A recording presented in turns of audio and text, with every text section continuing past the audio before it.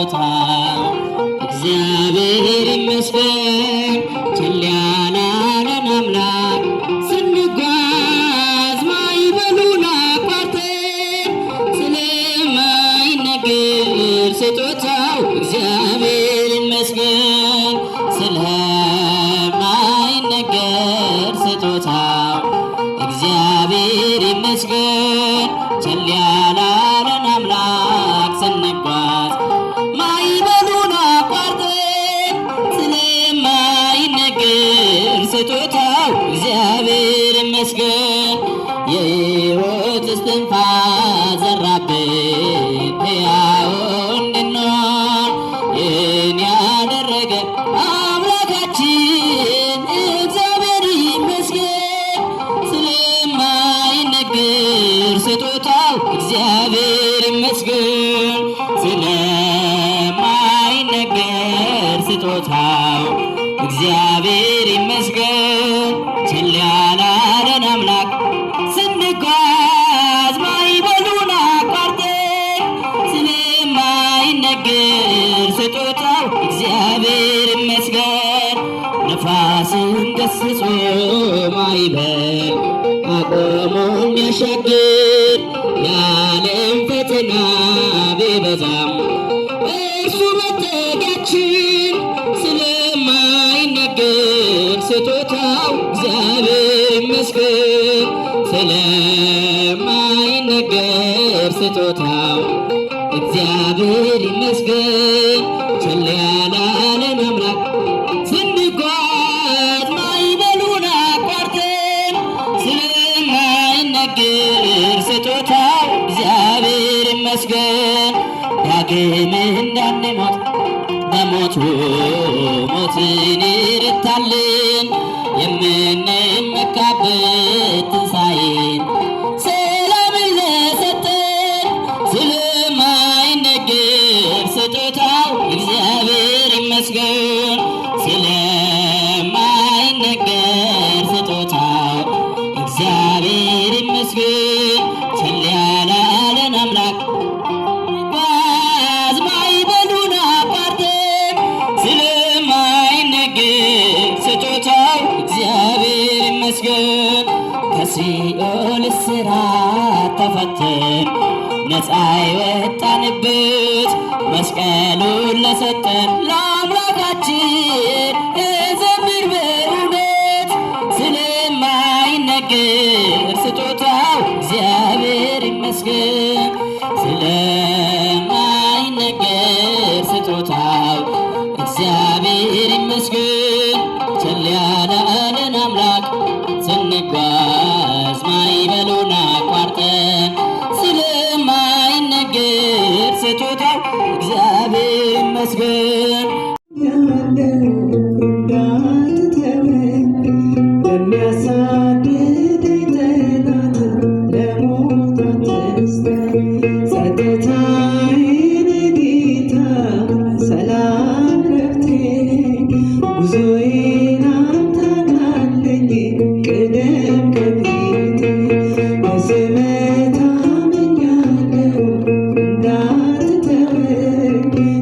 Sad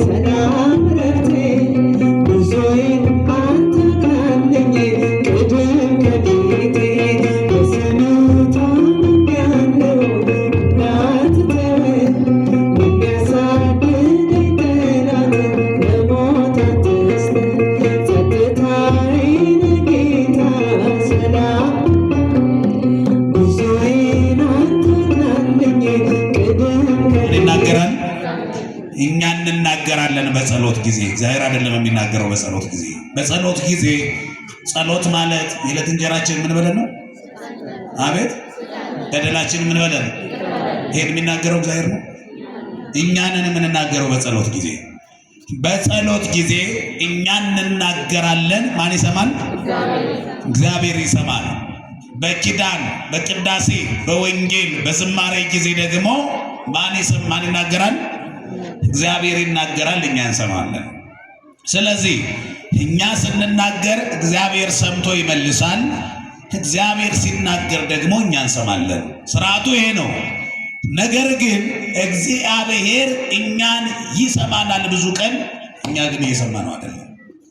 ልዩነቱ ይሄ ነው። ብዙ ቀን ሰማን፣ ብዙ ቀንም ሰምቶ መለሰልን፣ ብዙ ቀንም ሰምቶ ረዳን፣ እኛ ግን አልሰማነው።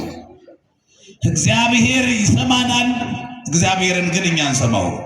ስለዚህ ፈተናዎች የሚመጡት እንድንሰማው ነው። እየሰማችሁ ነው? መስሚያ መንገዳችን በዚህ መንገድ ነው። ብዙ ጊዜ እግዚአብሔርን የምንሰማበት መንገዱ ብዙ ዘመን ታይተናል። ደግሞ ነገሮች ሲመቻቹልን እግዚአብሔርን አንሰማም። ከእግዚአብሔር የምንርቅበት ጊዜ ይበዛል።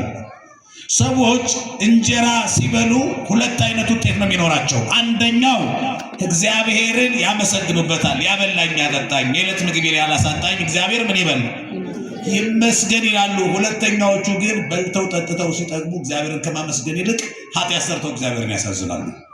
ስለዚህ ብዙ ጊዜ እኛ እንጀራ ስናገኝ እንጀራውን የሰጠን ይህን ህብስት ያበላን እግዚአብሔር ይክበር ይመስገን ሳይሆን በልተን ጠጥተን ኃጢአት መስራት እናበዛለን። ከዚህም የተነሳ እግዚአብሔር በልዩ ልዩ መንገዶች ያሳዝነናል፣ በልዩ ልዩ መንገድ ይቀጣናል፣ በልዩ ልዩ መንገድ ወደ ቤቱ እንድንመለስ ያደርጋል።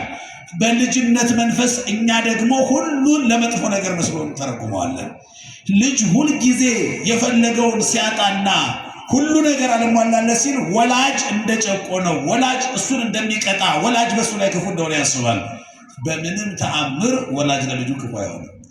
ከምድራዊ ወላጅ በላይ ደግሞ 100% እርግጠኛ የሆንበት ከዛም በላይ የተማመንበት በፍቅሩ እርግጠኛ የሆንበት ደግሞ እግዚአብሔር ከዚያ በላይ ነው። ለልጆቹ በጎ ነገር እንደሚያደርግ እርግጠኛ ነን። እኛ አይናችን የሚያብረቀርቅ ሁሉ ወርቅ ይመስለናል። አጥርተን ማየት አልቻልንም። የልጅ እይታ ይሄው ስለሆነ እግዚአብሔር ግን ያየልን ነገር አለ። እየሰማችሁ ነው? አዎ። ስለዚህ ጌዴዎን ይሄንን ቃል በምሬት ተናገረ፣ አለቀሰ፣ አነባ። ሁል ጊዜ በብዙ ምክንያቶች የሰው ልጆች ያለቅሳሉ። በነገስታቱ ላይ እንባል፣ በእያንዳንዳችን ላይ እንባል። እየሰማችሁ ነው? በዘመናችሁ ግን የሰው እንባ አይኖርባችሁ። በቃ ከሰማችሁኝ የምክሬ ዋናው አስኳል በዘመናችሁ እንባ አይኖርባችሁ። እያንዳንዱ ሰው እንባ አለበት። እንባ ደግሞ እንዲሁ ፈሶ የሚቀር አይደለም። እንባ እንዲሁ ፈሶ የሚቀር አይደለም። እግዚአብሔር ፊት የሚቀርብ ልብ በሐዘን ጦር ሲወጋ የሚፈሰው ነጭ ደም ነው እንባ። ይሄ እንባ ዝም ብሎ አይቀርም እንዳይመስላችሁ። ታስታውሳላችሁ በመጽሐፍ ቅዱስ ውጤት ያስመዘገበ እንባ አለ እኮ። የሚገርም እንባ፣ የሥላሴን ዙፋን ያንኳኳ እንባ አለ። ያው የሚያለቅስ ካለ ደግሞ የሚያስለቅስ አለ ማለት ነው አይደለ? አዎ ያኔ ከመጀመሪያዎቹ ወንድማማቾች የጀመረው ምንጭ በሁለቱም ይወርዳል። አንዱ ገዳይ አለ፣ አንዱ ሟች አለ። ከአዳም አብራክ ከሔዋን ማህፀን የወጡ ሁለት ልጆች ያኔ የጀመረው ሁለቱም በሁለት መስመር ደም አፍሳሽና ደግሞ ሟች አለ። ከዛን ጊዜ ጀምሮ ሁለቱም የአባታቸውን ስራ እየሰሩ ልጆቹ ይቀጥላሉ። ከዚያን ጊዜ ጀምሮ ደማቸው የሚፈስ እንባቸው የሚፈስ ብዙ ሰዎች አሉ። ደግሞ ደምም እንባም የሚያስፈስሱ ብዙ ሰዎች አሉ። በመጽሐፍ የሰዎችን ደምም የሰዎችን እንባ በማፍሰስ በጭካኔው የታወቀ አንድ አስለቃሽ ነበር። ክፉ ሰው ፈርዖን ይባላል። ማን ይባላል? እንባ አለበት። ምን አለበት? እንባ አለበት። እግዚአብሔር አየው ጭካኔውን። እናንተ ጭካኔው ጥግ የለውም። ሰው እኮ አንደኛ በሰውነቱ ሰውን ይወዳል፣ ለሰው ይራራል። ሁለተኛ በሴትነቷ ሊራራ ይገባል። ሶስተኛ በነፍሰ ጡርነቷ ሊራራ ይገባል። አራተኛ በተወለዱት ሕፃናት እንኳን ሊራራ ይገባ ነበር። ምኑም አላሳዘነውም ሰው። እስራኤላውያን በስደት ነው የሚኖሩት። በመከራ ውስጥ በእጁ ናቸው። የፈለገውን ሊያደርግ እንደ ሰውኛ ይችላል፣ ስልጣን አለው። በጎ ማድረግም ይችላል። እየሰማችሁ ማለት ሁሉ በእጁ። አሁን እኛ ጋር እኮ ብዙ አማራጮች አሉ። ሁሉንም የምንችላቸው አሁን በአንደበታችን በምላሳችን መሳደብም እንችላለን፣ መመረቅም እንችላለን አይደል? እንችላለን። ግን የትኛው ነው የምናደርገው እኛ? መጥፎ ነው የሚቀናን። መጥፎ ነው የሚቀናን። ያኔ እኮ በእነ አዳም ዘመን እኮ እግዚአብሔርም መከራቸው፣ ዲያብሎስም መከራቸው። እነ ሔዋን የተገበሩት የትኛው ነው? የዲያብሎስ። ዕፀ በለስን ብትበሉ ትሞታላችሁ። ማን አለ? ዕፀ በለስን ብትበሉ አምላክ ትሆናላችሁ። ማን አለ? ዲያብሎስ። እነ ሔዋን ሁለቱንም ሰሙ። የትኛውን ተገበሩ? የዲያብሎስ በሉ።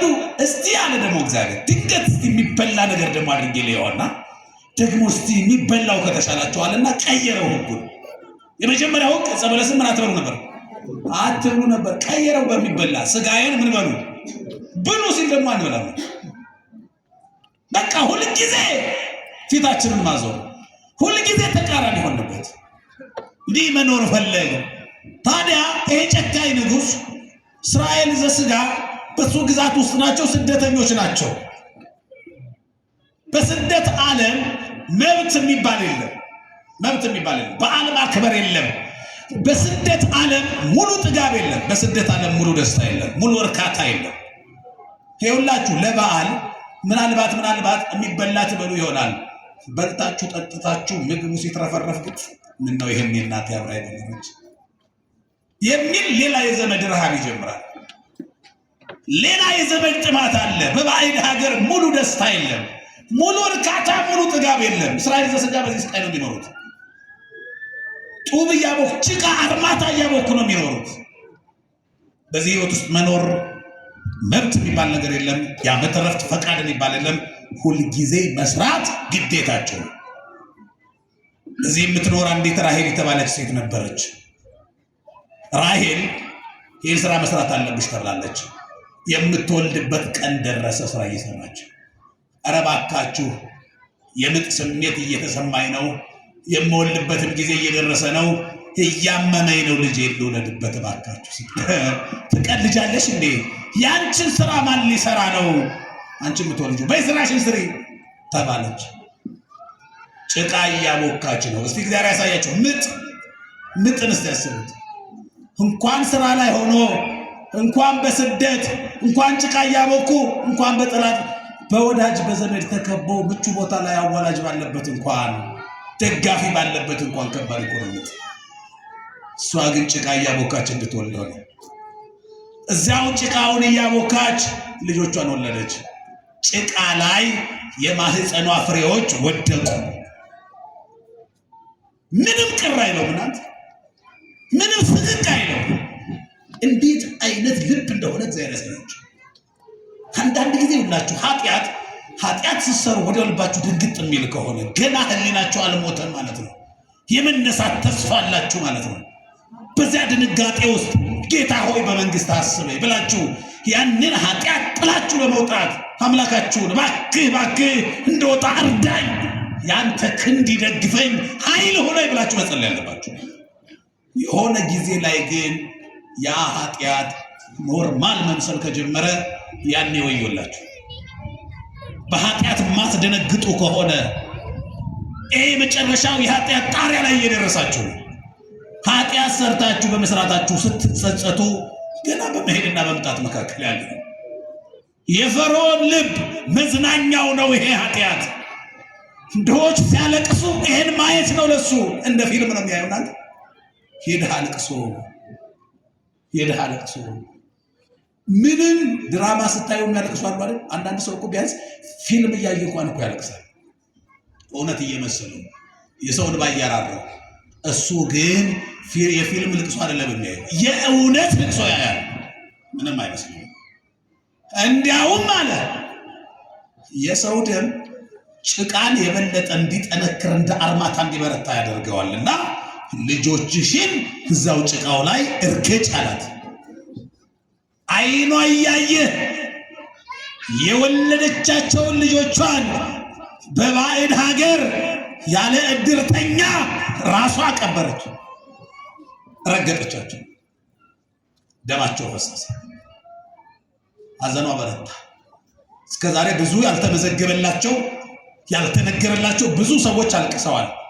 ወንድ ልጅ እንዲወለድ ወዲያው እንደተወለደ እንዲታረድ መመሪያው የወጣው ከፈርዖን ቤተ መንግስት ነው። ወንድ ልጆች ይገደሉ ተብሎ አቀብተ መወልዳን የሚባሉ አሉ። አንዲት ሴት ገና ሆዷ መግፋት ሲጀምር ጀምሮ ሁለት ገዳይ ይመደባል። በእንደዚህ አይነት ግዛት ውስጥ ፈርዖን ኖረ። አሁን ግን ጽዋው ሞላ። እግዚአብሔር የሚፈርድበት ጊዜ ደረሳለች። ይኸውላችሁ እግዚአብሔር ሲናገር ብቻ አይደለም፣ ዝምታው ራሱ ያስፈራል። እንደውም እግዚአብሔር የማይናገር እንጂ እግዚአብሔር ሲናገር እኮ ተስፋ የሚያስቆርጥ ንግግር አይናገርም። እግዚአብሔር ሲናገር የሚያቆስል ንግግር እኮ አይናገርም። እግዚአብሔር ሲናገር ልብ የሚሰብር እኮ ንግግር አይናገርም። እግዚአብሔር እኮ ንግግሩ መልካም፣ አንደበቱ ልዝብ እኮ ነው፣ ልቡ የዋህ እኮ ነው፣ ሸክሙ ቀላል፣ ቀንበሩ ልዝብ እኮ ነው። እግዚአብሔር የማይናገር አታስታውሱም እንዴ? ሳሙኤል ተናገር ባሪያ ይሰማል። እስቲ ተናገር በሉት፣ እግዚአብሔር በሉት እስቲ ተናገር ነው እንጂ እግዚአብሔርንማ ይናገር እንጂ እግዚአብሔርማ። እግዚአብሔር ሲናገር መልካም ነው። በሱ ንግግር ይሄው ሰማይ ጸና፣ በሱ ንግግር ብዙ ተሰራ። የኛ ንግግር ነው ተግባረ ቢስ ነው። ሁላችን ተሰልፈን አሁን ይሄን ጨለማ ብርሃን ሁን ብንለው የዓለም ሕዝብ ተሰብስባ አይሆንም። እግዚአብሔር ግን ብርሃን ይሁን ሲል ጨለማው ይገፈፋል። እግዚአብሔር የማይናገር እንጂ እግዚአብሔር የማይናገር ዝም ሲል ነው መፍራት። እግዚአብሔርን ዝምታው ያስፈራል፣ ድምፁማ ያጠናናል። እግዚአብሔር ዝም ብሎ ቆየና አየ ሰው ጽናት የልቡን ጭካኔ። አሁን ፈርዖን እግዚአብሔር ያሳያችሁ እንደ ስልጣኑ ኦክሲጅኑ በእጁ ቢሆን ኑሮ ምን ሊያደርግ እንደሚችል ያስቡት። እስራኤላውያንን እኮ ትንፋሽ አጥሯቸው እዚያው ህቅ ብለው እንዲቀሩ እኮ ማድረግ ይችላል።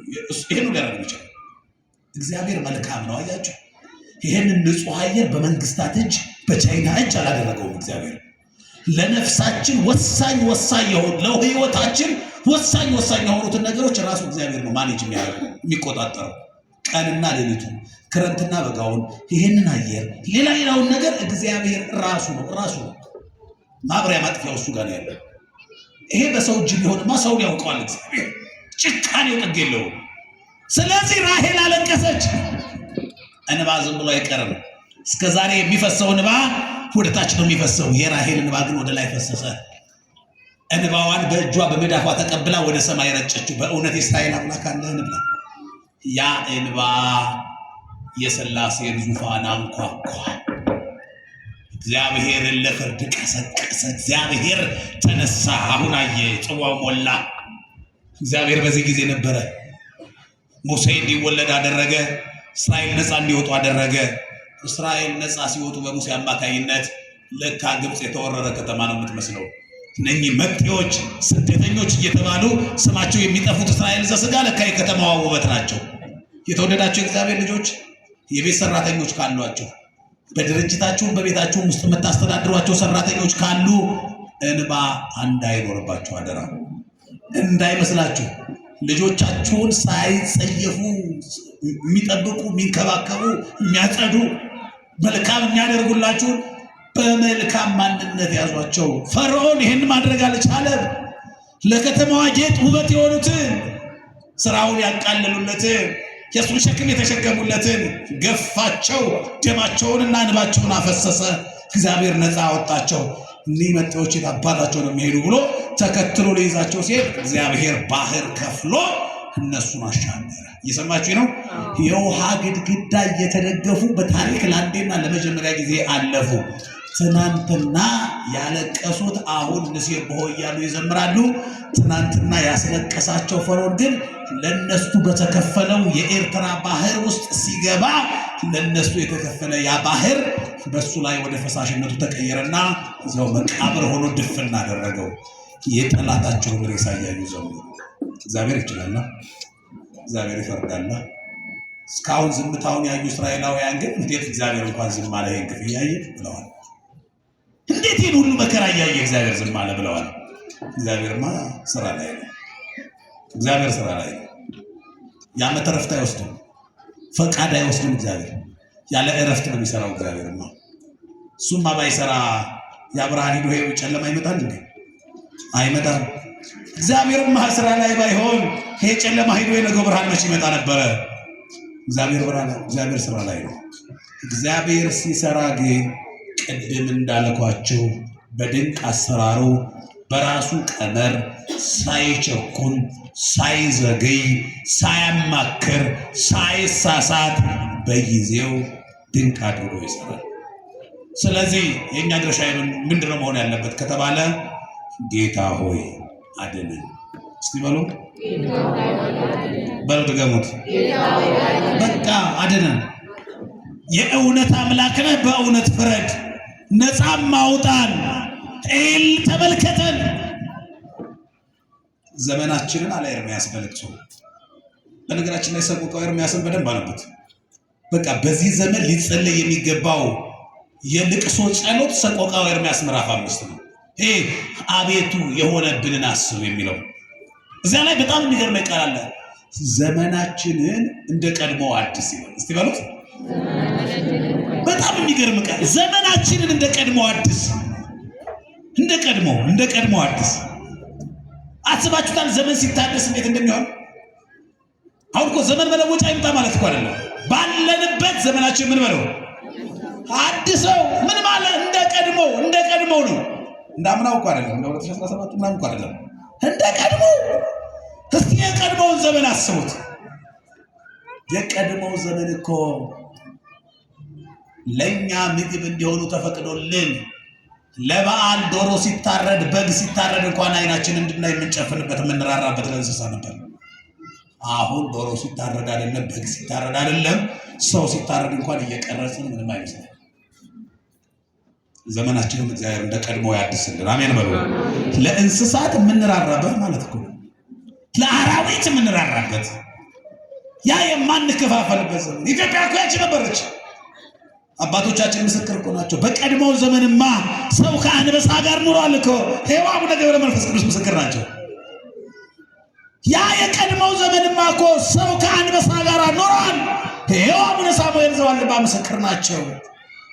ሰው ከነብር ጋር ኑሯል። አቡነ ገብረ መንፈስ ቅዱስ ምስክር ናቸው። በቀድሞው ዘመንማ ሰው ከዘንዶ ጋር ኑሯል። አቡነ አረጋዊ ምስክር ናቸው። ዘመናችንን እንደ ቀድሞ ያድስ እግዚአብሔር። ያንን በጎ ዘመን ያምጣ። ትናንትና ሰው ከአውሬ ጋር የኖረባት ሀገር ኢትዮጵያ ዛሬ ሰው ከሰው ጋር መኖር አልቻለም። ዘመናችንን እንደ ቀድሞ ያድስ እግዚአብሔር። ያንን በጎ ዘመን ያምጣልን እግዚአብሔር። እግዚአብሔር ይሄን ጆሮ ጨው የሚያደርገውን መርዶ ልብን ሐሴት በሚሞላ የምስራች እግዚአብሔር ይቀይርልን፣ የሰማነውን ይባርክልን። ወስብሐት ለእግዚአብሔር።